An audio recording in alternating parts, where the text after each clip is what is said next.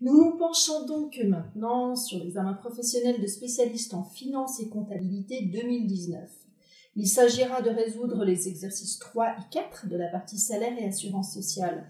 L'exercice 3 concerne le système social suisse, dans sa généralité, et la question 4 traite plus spécifiquement de la prévoyance professionnelle. Exercice 3. Je vous propose dans un premier temps de répondre à ces deux questions qui composent l'exercice 3 et ensuite nous développerons les thématiques. Alors, question 3.1. Indiquez le mode de financement de l'AVS AIAPG, c'est-à-dire le premier pilier. Il s'agit d'un système de répartition des dépenses.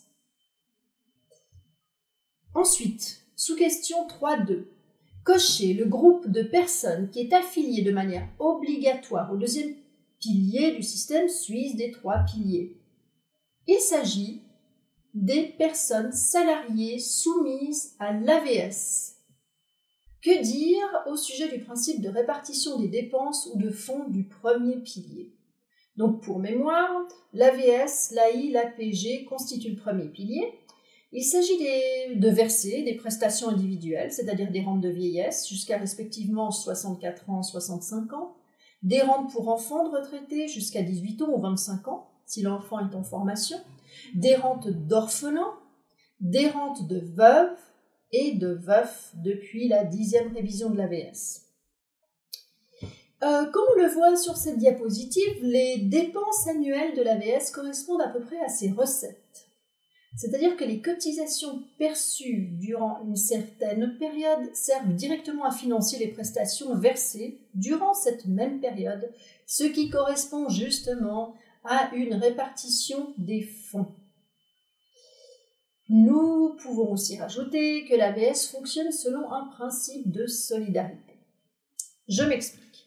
Le revenu annuel moyen maximum déterminant pour le calcul d'une rente AVS complète est limité à 85 320 francs.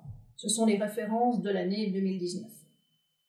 On dit que l'AVS est plafonnée non pas au niveau de ses cotisations, mais au niveau de ses prestations. Effectivement, une partie des cotisations versées par les assurés touchant des salaires élevés ne sont pas formatrices de rente pour eux.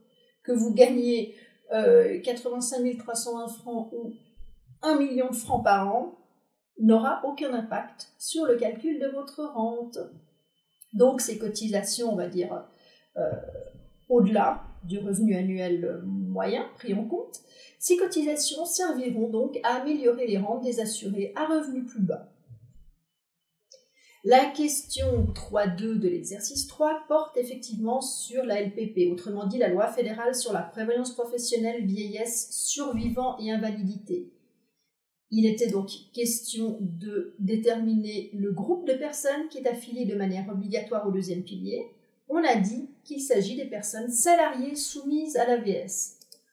En effet, l'article 5, alinéa 1 de la LPP dit « La présente loi ne s'applique qu'aux personnes qui sont assurées à l'assurance vieillesse et survivants fédérale. »